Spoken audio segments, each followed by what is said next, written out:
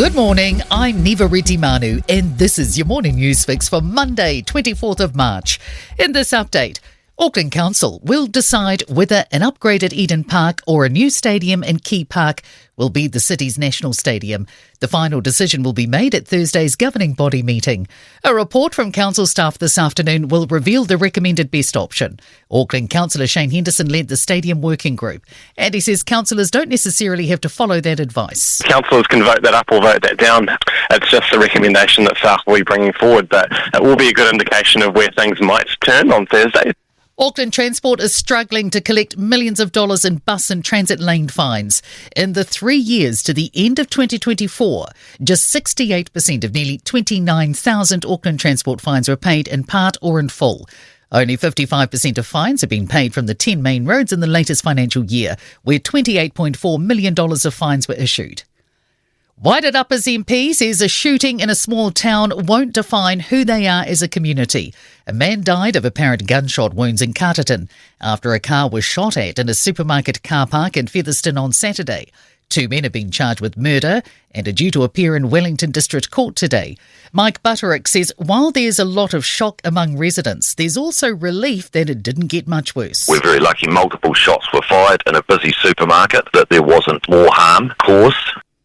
Police say a man was attempting to overtake a vehicle before a head-on crash that left a dozen people injured on State Highway 5 near Taupo.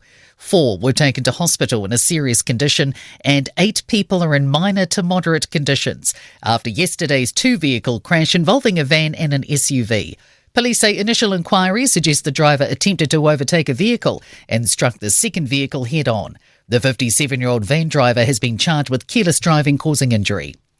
Thousands of civil servants are being asked to identify potential areas for further cost cutting.